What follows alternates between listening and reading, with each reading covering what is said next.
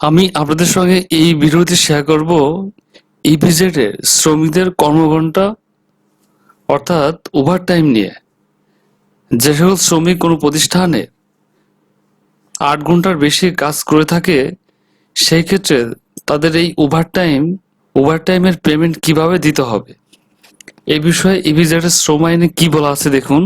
এটি লেখা আছে ইপিজেডের শ্রম আইনের 5ম অধ্যায়ের ধারা 45-এ।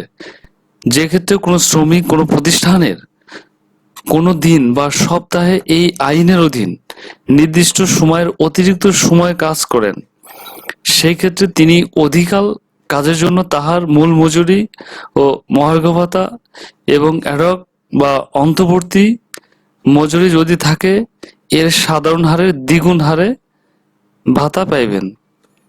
অর্থাৎ তিনি তার নির্দিষ্ট টাইমের বেশি যখন থাকবেন তো সেই ক্ষেত্রে তাকে দ্বিগুণ হারে পে করতে হবে। তো এই বিষয়ে দেখুন ইপিজেডের লেবার রুলসে কি বলা আছে, অর্থাৎ এই ক্যালকুলেশনটা আপনি কিভাবে করবেন।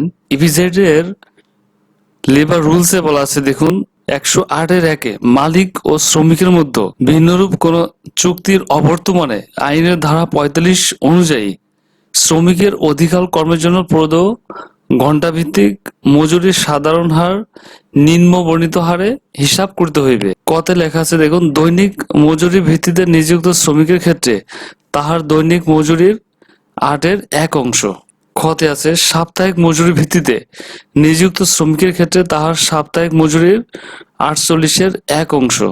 গতে আছে দেখুন মাসিক মজুরির ভিত্তিতে নিযুক্ত শ্রমিকের ক্ষেত্রে তাহার মাসিক মজুরির 208 অর্থাৎ প্রতিদিন হিসাব হবে 8 ঘন্টা, সাপ্তাহিক হিসাব করতে হবে 48 ঘন্টা, মাসিক হিসাব করতে হবে 208 ঘন্টা। এখানে দেখুন তাহলে কেউ যদি ওভারটাইম করে থাকে সেক্ষেত্রে তাদের পেমেন্ট আপনি কিভাবে দিবেন। তার যে মাসিক মূল মজুরি অর্থাৎ যে বেসিক স্যালারি তাকে গুণ দিতে হবে 2 দিয়ে, ভাগ দিতে হবে 208। তো আমরা একটু দেখি এই হিসাবটি কিভাবে আপনি বের করবেন। এইখানে দেখুন টিকা লেখা আছে, অর্থাৎ এই 208 ঘন্টা কিভাবে আসছে। 52 উইক ভাগ 12 গুণ 48 48 ঘন্টা সমান 208 ঘন্টা আসে, অর্থাৎ প্রতি মাসে 208 ঘন্টা আসবে। এখানে দেখুন আপনি যখন কোনো এমপ্লয়ি বা কোনো শ্রমিক আপনার প্রতিষ্ঠানে তার নির্দিষ্ট টাইমের পর অর্থাৎ তার যে জেনারেল ডিউটি 8 ঘন্টার পর কেউ কাজ করে থাকলে তাদের এই এক্সট্রা ওভারটাইমের পেমেন্ট আপনি কিভাবে দিবেন সেই হিসাবটা আপনি কিভাবে করবেন। তার যে বেসিক স্যালারি গুণ 2 ভাগ 208। আমরা আরো ক্লিয়ার দেখব। ধরুন কোনো এমপ্লয়ির বেসিক স্যালারি 8,000 টাকা, তো সেই ক্ষেত্রে আপনি 10 ঘন্টা ওভারটাইমের পেমেন্ট আপনি বের করবেন কিভাবে দেখুন। সমান বেসিক স্যালারি ভাগ 208 গুণ 2 গুণ 10, অর্থাৎ 10 ঘন্টার ওভারটাইম হবে 769 টাকা। আর এইখানে দেখুন লেখা আছে বেসিক স্যালারি গুণ 2 ভাগ 208। আমরা এভাবেও দেখব, হিসাব সেম চলে আসবে, বেসিক গুণ 2 ভাগ 208। এখন কত ঘন্টা ওভারটাইম করেছিলেন? 10 ঘন্টা, তাহলে আমার গুণ দিতে হবে 10, 769 টাকা। এইভাবে আপনি ওভারটাইমের পেমেন্ট বের করবেন। এখানে দেখুন 1 ঘন্টা দিলে তাহলে সে 1 ঘন্টা টাকা আসবে 77 টাকা, অর্থাৎ এই বেসিক স্যালারি ভাগ 208 গুণ 2 গুণ 1, অর্থাৎ 1 ঘন্টা ওভারটাইম করলে আপনি পেমেন্ট পাবেন 2 ঘন্টার। সেক্ষেত্রে হিসাবটি করতে হবে আপনার বেসিক স্যালারি থেকে, অর্থাৎ এই অ্যামাউন্টটি বের করতে হবে আপনাকে এই বেসিক স্যালারি থেকে। এরপর কি আছে দেখুন, কোনো প্রতিষ্ঠানের নিয়োজিত শ্রমিক দ্বারা অধিকার কাজ করানো হইলে উক্ত অতিরিক্ত কাজের সময় উল্লেখ করিয়া প্রতিষ্ঠানের মালিক এবং তৎকর্তৃক প্রাধিকার প্রাপ্ত কোনো ব্যক্তি শ্রমিককে প্রদত্ত কার্ড বা স্লিপে স্বাক্ষর করিয়া কাজ শেষে শ্রমিককে প্রদান করিবেন। 3 আছে দেখুন, কোন প্রতিষ্ঠানে নিয়োজিত শ্রমিক ঠিকা হার বা পিস রেটের ভিত্তিতে মজুরি প্রাপ্ত হইলে অধিকার কাজের জন্য আইনের ধারা 45 প্রযোজ্য হবে না। অর্থাৎ যারা সোয়েটারের কাজ করে থাকেন পিস রেটের উপর ভিত্তি করে যাদেরকে পে করা হয়, সেই ক্ষেত্রে এই ধারা তাদের জন্য প্রযোজ্য হবে না।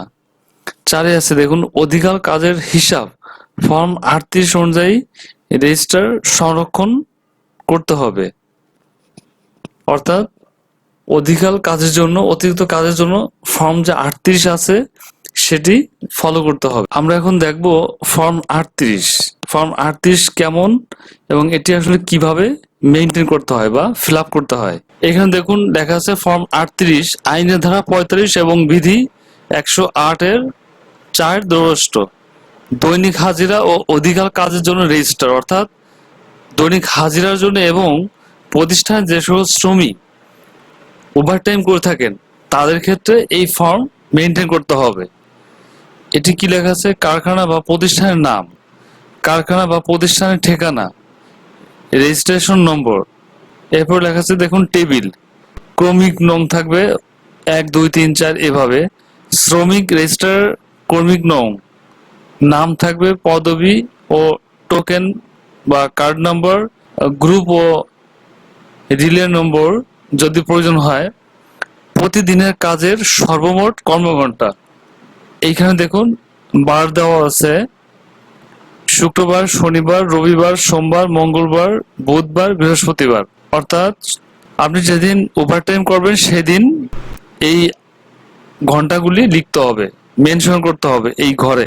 এখানে দেখুন লেখা আছে মোট কাজের ঘন্টা এবং কয় ঘন্টার টাকা আপনি তাকে পে করবেন, প্রতি ঘন্টার মজুরি হার, প্রতি ঘন্টায় মজুরি কত, ওভারটাইম হিসেবে পরিশোধ যোগ্য মোট অঙ্ক এই ঘরগুলিতে লেখা থাকবে। এখানে দেখুন লেখা আছে মালিক এবং ব্যবস্থাপনা কর্তৃপক্ষ প্রয়োজন বোধে উপরিউক্ত টেবিলের 6 নম্বর কলামটিতে উল্লেখিত কর্মঘণ্টাকে মাস ভিত্তিতে প্রস্তুত করিতে পারিবেন। 6 নম্বর, অর্থাৎ এই জায়গাটা আপনি চাইলে মান্থলি মেনটেন করতে পারবেন। অর্থাৎ এটা আপনি চাইলে কাস্টমাইজ করতে পারবেন। এটি মূলত মেনটেন করতে হবে যারা ওভারটাইম করে থাকে এবং হাজিরার ক্ষেত্রে এই ফরম্যাটটা আপনি মেনটেন করতে পারবেন। তো এই রিলেটেড আপনাদের কোনো কোশ্চেন বা কোনো মতামত দ্বিমত থেকে থাকলে আপনি কমেন্টস করে আমি রিপ্লাই দিব। সবাই ভালো থাকবেন, সুস্থ থাকবেন। আল্লাহ হাফেজ।